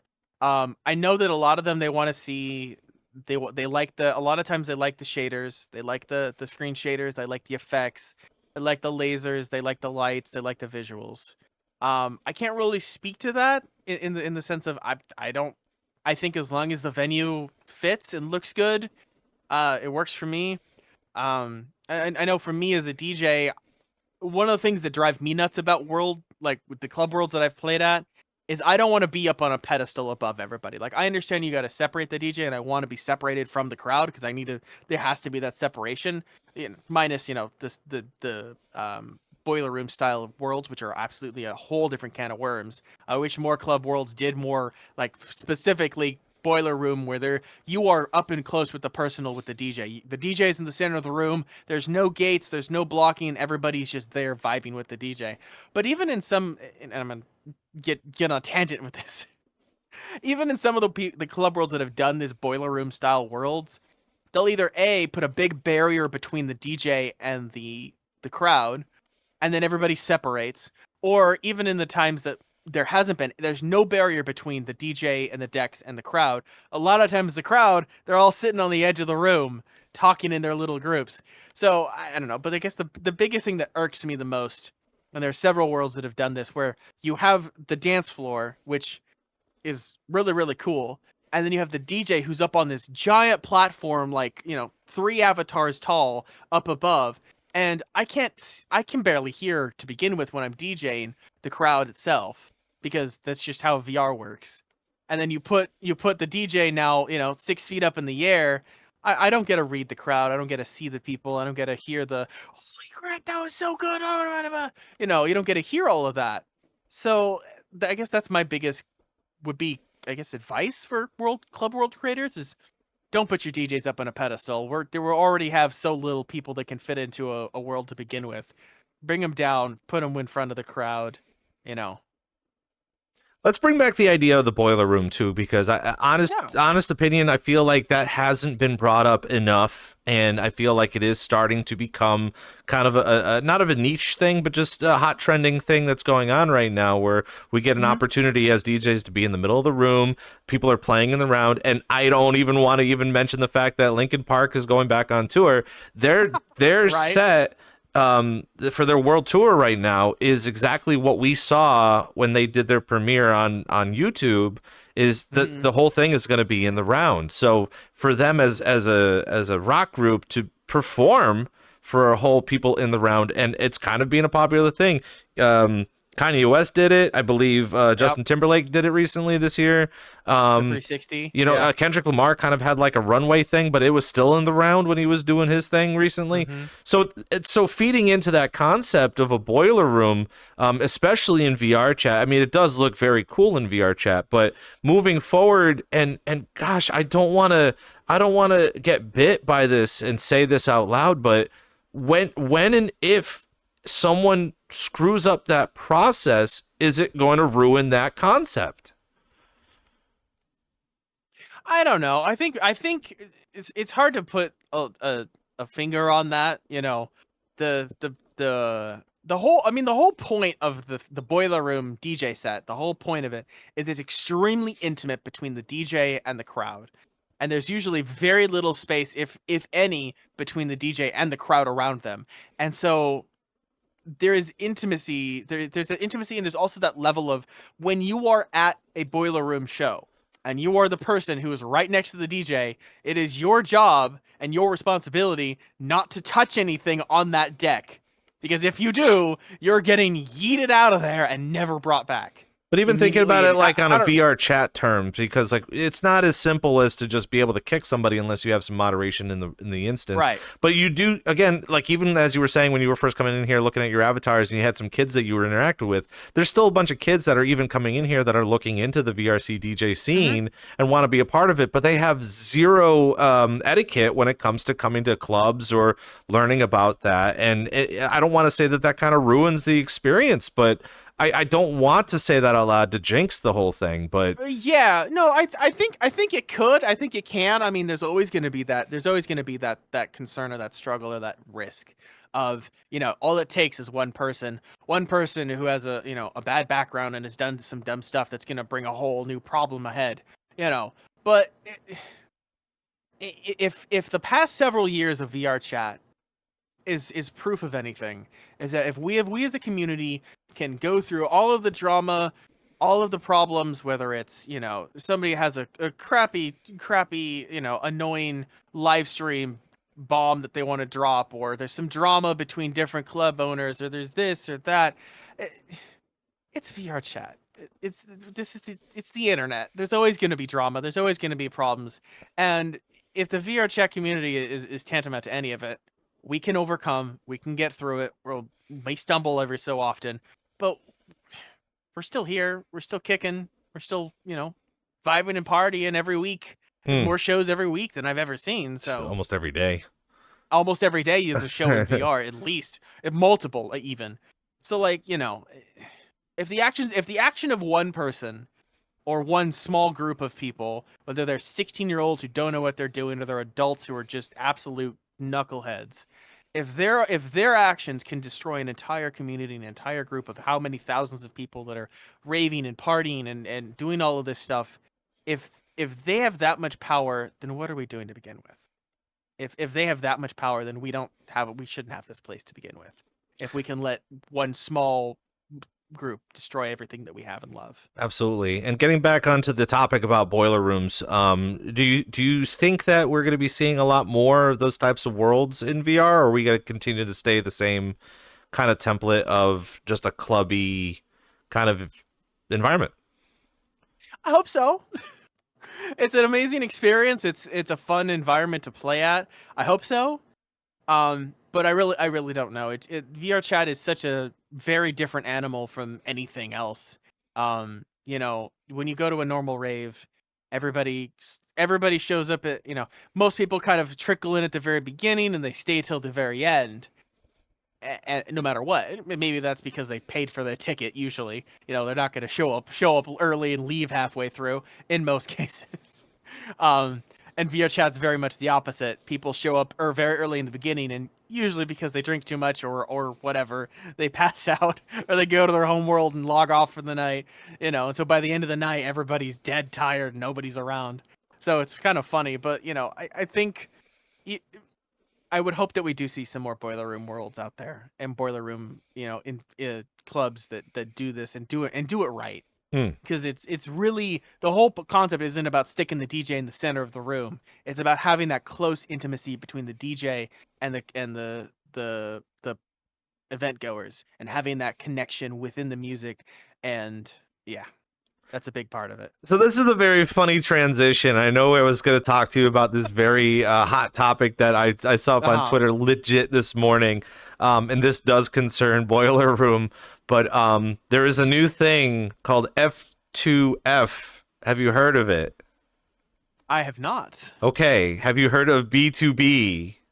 I do know what a B2B is. Okay, yes. so thinking about what B2B means, what do you think F to F means? Face to face? Face to face is becoming the newest DJ trend, Boiler Room style, where instead of having two people on one console, you legit have one person on a console here, the other DJ across from you on their own console, and they one starts a beat, another starts a thing, you go back and forth based on that thing, and you're looking at each other face to face in a round Boiler Room. Oh Lord! Do you think? Oh God! Who came up with this? All right, let me tell you something I learned at school. So, producers and DJs, the majority of us are extremely antisocial. We are extreme introverts 90% of the time.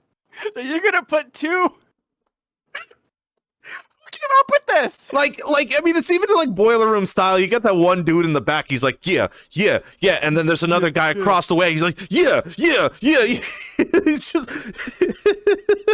Oh Lord. That's gonna be. That's the thing right now. People want to do face to face. What? Oh Lord. You know. Is that something you'd want to do? Is that something you want to see? I would want to see it before I would say I want to do it. I'd have to see how it works. Oh God! I mean, honestly, from far away, that sounds like a nightmare. I mean, from far away, you see like a crowd of people around, and it is the worst looking thing that I can imagine, because you don't see the consoles here. So when you do see a guy bopping like this, and you have a sea of people underneath here, you got one dude here and one dude here looking at each other, and they're both kind of doing this, and you don't see anything underneath but like crowds of people, so you don't even know if they're DJing or not, just depending on what they're doing. Oh, that sounds weird. That sounds, oh Lord. I'm not saying I don't know. I'd have to actually look at it and see what it is and see what what it all means before I even have an actual, solid thought on it, but it just sounds like a nightmare. I mean, I'm not saying that there's going to be a said transition between VRChat degeneracy and DJs, even though they're already kind of set up in a weird space already. You got two people like Boiler Room style face to face.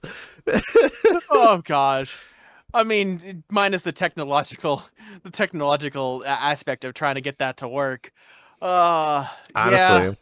Kind of going a little bit. I mean, I'll let you think about it too. I don't need a response right. I mean, I'm sure at some point in time you're gonna go back on Twitter, you're gonna go on the internet looking up videos of it, and there have been a couple people performing, and it's just like it's something to see, but you're just like, all right, whatever, cool. But kind of getting back on topic with how you were saying when you were first getting in here, you were introduced to the dancing scene and getting dancers and more dancers involved. And one of the parts of VRCDJ Live that we're going to be talking about in the near future is understanding that type of role and the community that it boasts and the type of dancers and dancing that we do see in VRChat, but we may not understand, because just like anybody can start DJing, anybody technically could start dancing.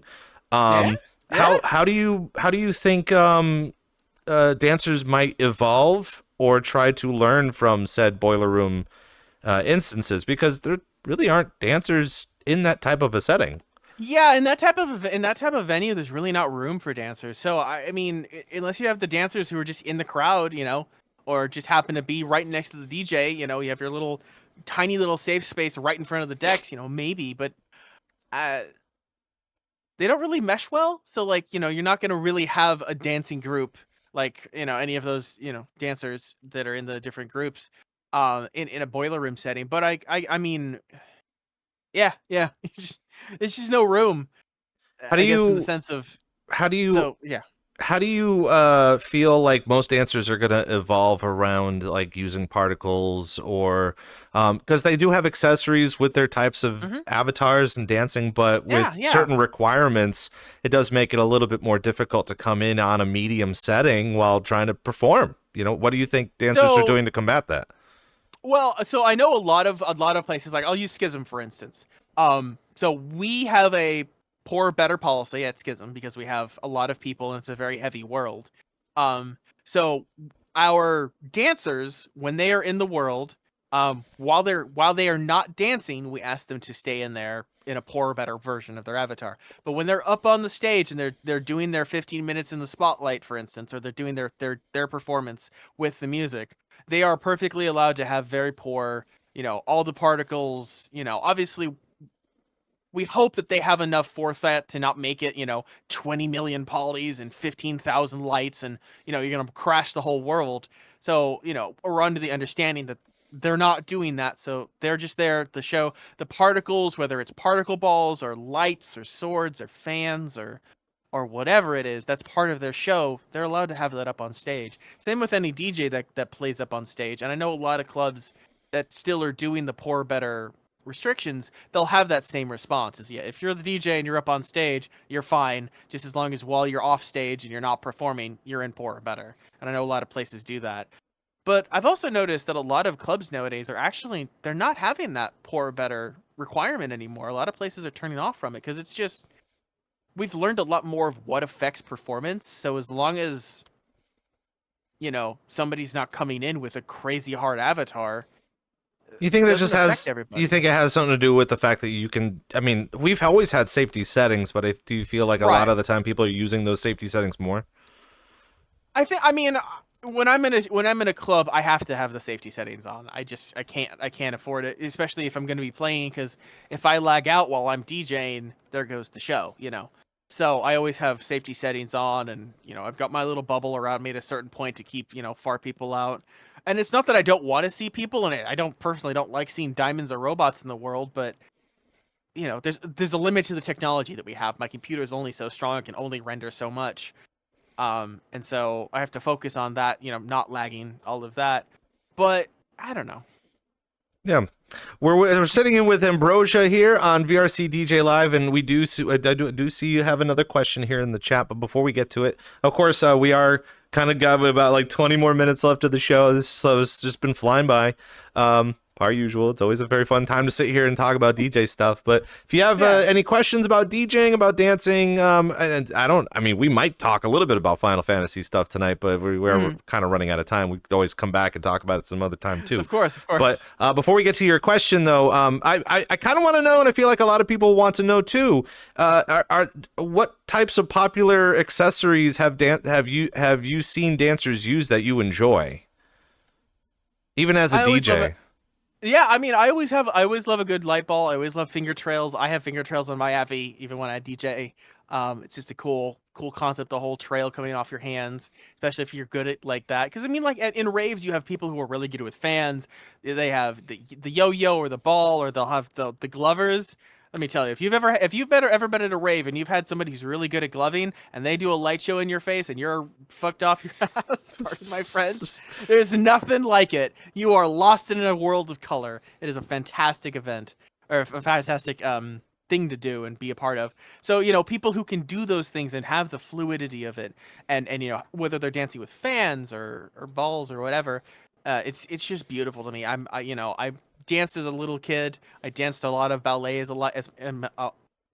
wow, words, jeez. I danced a lot of ballet as a kid, so I've seen a lot of fluid and dancing and all of that. I just love it. I Always feel like if I'm going to be like semi-passed out on the floor after drinking and there's some guy comes up with some like finger gloves or something in my face, that's part of the entertainment value of it, I guess. Yes. Yeah. So I'm going to try to understand this question, and we'll continue to talk a little bit about it as we're trying to understand it. But the question itself is, what is your opinion on keeping up with mainstream DJs in VR chat? What I would probably, I mean, and you're more than welcome to reiterate that question, because I feel like even though we do have some mainstream DJs that do come into VR chat, you could kind of mold it in two different ways. So we kind of have to look at this question in two different lights. We do have, again, we do have some mainstream DJs that do come in here that have record labels and have popularity within the game, and they come in, and a lot of people, long story short, we all don't know each other. We're all in here. It's a social experiment, and anybody can claim to be whoever they are. So even if you are a lousy DJ, you could still promote yourself as like the world's greatest and try to pit yourself up against someone that is the world's greatest, even though they come in here just to have a good time. So we could ask that type of a question, but I think that question also can be folded in like, how do you keep up with even mainstream DJs IRL, but as your own version of it in VR chat? So you can answer it any way you choose, but like, I mean, there is a little bit of a difference between the both. It's ambiguous. It's hard to answer. Yeah. I think, and I'll elaborate with where I think that they're coming with that. There are a lot of DJs in VR that I would consider mainstay DJs that everybody knows their name, whether it's like I'll name a few, Poku, Naku, oh god, now the minute I say that, no name's gonna come to mind. Velen's another one that I know a lot of people know. Oral Umbra's another one that I know a lot of people know. Myself, Oo, Aki, let's see who else. I could go on. There are a bunch of names that, like, if you say their name and you'd be like, hey, yeah, Ambrosia's got a show, or Naku's doing a performance, most people are going to be like, oh, okay, I know who that is. I know what they play. And so how do I keep up with them, I guess is the thought is, I don't. I mean, I'm in my own little world, my own little bubble. I do what I do. And if I'm on a lineup with someone that I know, that I recognize their name from a lot of other places, I'm kind of excited.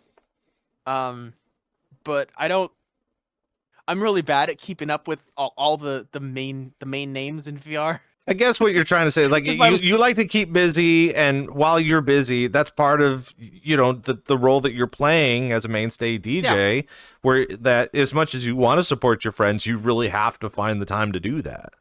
Yeah, exactly. We're all doing our different thing. We all have our life, we all have our journey. And, finding time to, I always want to try and support as many of my friends and homies and colleagues that I can. But I've got my own shit to do. That's Honestly, fair to say. So, I can only keep up with so much. Yeah.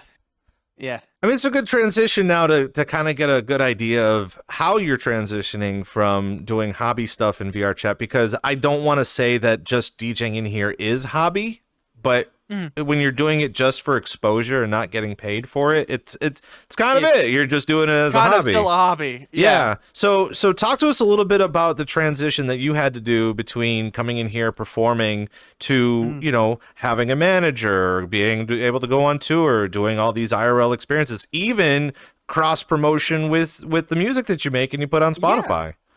So I guess the journey really started with, it was a hobby for me. I was enjoying it. I was having fun, and I was, working a deadbeat job. I hated what I was doing. And every time I was in VR playing a show, I was as happy as I could be. So, I just kind of realized that I hate what I'm doing. I love when I'm in VR playing music for people. I love music. Why can't I make this a career? Yeah, it's going to be hard. Yeah, it's going to be a pain in the ass to get myself figured out. But and get my name out there, especially in the market as it is now with social media, and you have to have enough followers and likes and all of the social media jargon that I'm horrible at. So I just focused. I guess my process was I focused on the music and focused on perfecting my craft to the best of my ability and learning more and more about what I do, what I play, how I can play, where my music goes, all of that. And then when I started realizing that I can actually make a name for myself, people know who I am here in VR, I kind of started thinking about, I can make this work. I can make this into my career. And so here I am now, 3-4 years later, one of my best friends, who honestly I met Aya. She's an amazing person. She's an amazing manager. She was a fan at one of the shows. She met me at one of my shows, and we started talking and hitting it up. We became friends, and then at one point I was complaining about a club booking me and then not booking me. It was some booking issue, and she basically was like, well, if you want, I can help manage you. And I kind of looked at her, I was like, sure, why not? I don't mind. I've been kind of looking for a manager, been thinking about it, take a little load off of my brain so I can more focus on the music and the creative side. And ever since she became my manager, it's been fantastic. She keeps my head on straight when we're doing stuff. Like whenever we have a big show in VR or, preparing for this tour, she's been a godsend for me to help keep my mind in the right place and focus on the right things. And, there are some things that I know I should listen to when she tells me to do them, and I know I'm really bad at it, but I don't think that I would be where I am today without her. She's definitely another part of this whole journey that I've been going through as Ambrosia, and so I'm really happy to have her on my team. Speaking of, you got a tour coming up, and obviously Dead Man's Party. Let's hear a little bit about what's going on in the next couple of weeks, actually. Well, I mean, as everybody who should know, who does know, and is going to know, Dead Man's Party next weekend. Can you believe it? It's next weekend. It's awesome. Next weekend, Rob. I wanted to be here before. I know. I'm in Vermont this weekend, and I'm going. I'm going. I have to climb a mountain of a total of 6,500 feet of elevation. Crazy. So I might have some bruises going into this thing, but I will say that Dead Man's Party, I'm ready to go. I'm so ready. Yeah, I just want to party. So ready. I want to drink. I want to party. Have a good time. I got my visuals made. I got my set ready. We are bringing some fire to you guys down in San Diego. Trust me, you're not gonna be ready for it. So we got Dead Man's Party next weekend. And then shortly thereafter, myself and Owo and a bunch of our close friends were all going up to Portland, Oregon, and we now have 4 shows up there in Oregon, in Calumet Falls and Grants Pass, and I believe a show in Portland as well. So keep an eye on the socials. We're gonna have deets for that stuff. All of those tickets at the door. It's kind of a lower key venues. But it's going to be a fantastic tour. Amazing talent, lots of heavy wubs and dubs, and lots of good music. And yeah, I'm super excited. And then also at Dead Man's Party and along the tour, I have special merch designed specifically for what myself and Owo and the rest of us who are going on tour up in Oregon and the West Coast. It's called the Hyperactive Tour. So I have very specific merch that we'll have that at Dead Man's Party. We have t-shirts and hoodies. And we'll also have those on the tour, so if you're going to come see us up in Oregon, I'll have those there as well. And yeah, that's kind of the main thing. that's the big news. There's some really big news happening. It's so exciting. Yeah. It's even more exciting to hear. It blows my mind that, if you had told me 4 years ago that I'd be going on a tour on up on the West Coast and up to Oregon, I'd have looked at you like you were crazy. I never would have thought this. And the promoter that put the rest of the tour together for me, for myself and O and all of our friends, he's a godsend. He's amazing. He's working his ass off to get this thing going and put together and all the details and stuff. And I don't know how he's doing it, but he's doing great work. But it's a phenomenal journey. I've done some live shows before. Like I did one show at TwitchCon 2 years ago. I did a show here in LA last year. I think it was last year. I believe it was last year. To a very small kind of underground club. It was fun. It was a great environment, but I'm super excited to be on the stage with you, Rob, and all the other talent, Tatsu, Uzi, all the people that are going to be on stage with us, all the people at DMP. I'm excited to play my heart out for you guys and to have you guys have an amazing time and dance the night away. I'm also really super thrilled to see how many people in VRChat are starting to really branch out too. Like we've started this as kind of a hobby, people, again, a huge influx of people coming in during the pandemic, and who would have thought that something so tragic and so deadly and so historic happening all across the world, and we're trying to really not only build this up but really make a name for ourselves with this. So definitely kudos to you and your production and your team, and the fact of you're making moves here in your journey throughout this entire career, because that's kind of what you're shaping your this up to be, is a career. Yeah, absolutely. And go ahead. Oh, I was gonna say, yeah, absolutely. It's it's mind-boggling that this is where from where I came to where I am now. It's mind-blowing. We do have a couple more minutes, so obviously you can't really be telling too much information, but obviously a lot of people are kind of interested. Where do you see the future of Ambrosia happening in the new year? Oh, gosh. Well, hopefully more live shows. That's the main goal.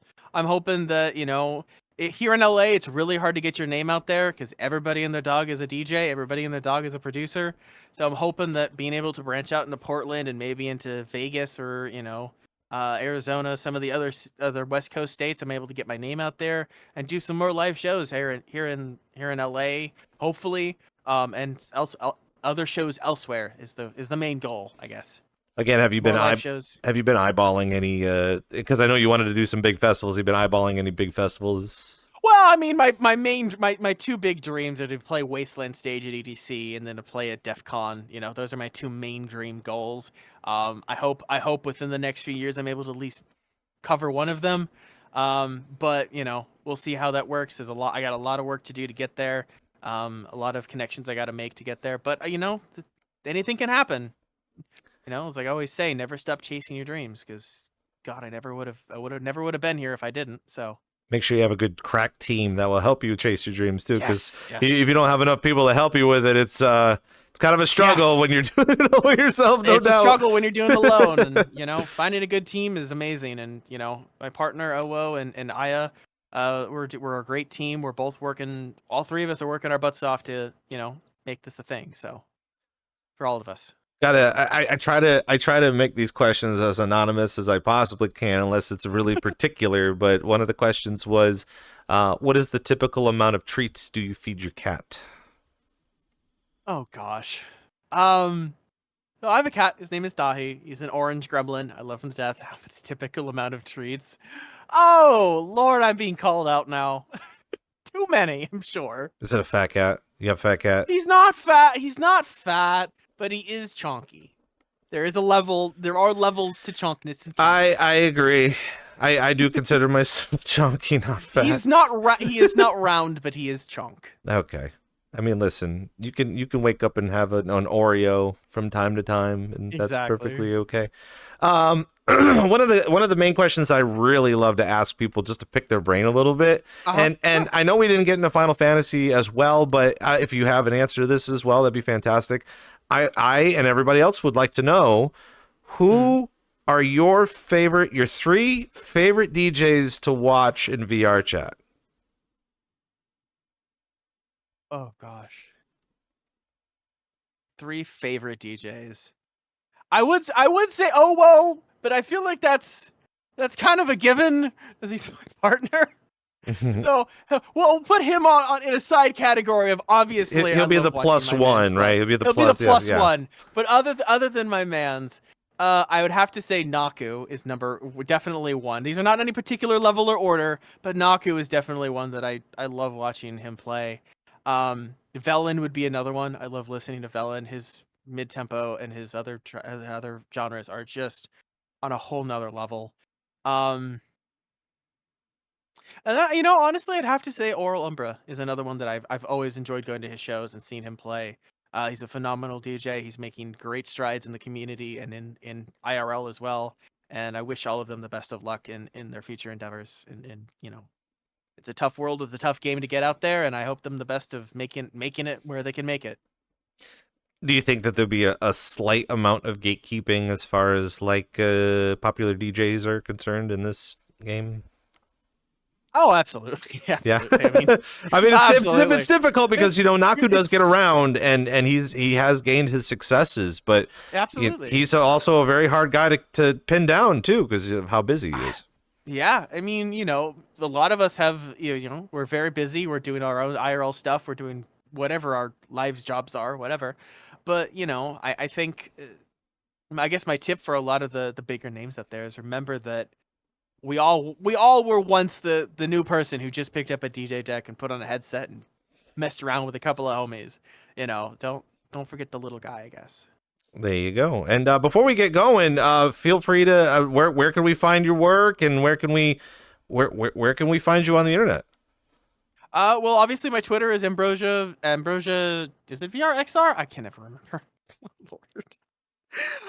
It's Ambrosia VR everywhere or AmbrosiaXR. You'll know my logo. It's the cat girl with the spire.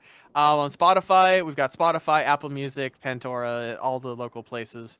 We have an EP that came out last year. I'm working on some more music and some tracks that are coming out. I've got a couple of flips that I have on SoundCloud. You can find all my music on either SoundCloud or Spotify, Twitter, Instagram, the works. And come out to the shows. And come out to the shows. Yeah, come out to San Diego. Come play. That's kind of the big thing, right? Is if you want to listen to the music, go see Ambrosia actually perform. Like that's the thing to do. Exactly. Is make sure you see everything we got going on there. But you're not gonna want to miss Dead Man's Party, my friends. We got some amazing tracks coming. It's an amazing set. I'm really excited to play it for you guys. Plus, I feel like a lot of people don't realize how many giveaways we have. That's the other thing. I keep forgetting about that until like GamerSubs keeps sending me more stuff, and I'm just like, okay, well, yep. Honestly, wouldn't surprise me if I go see them at their table and they're just like, we have this extra box, do something with it. I'll be like, thank you.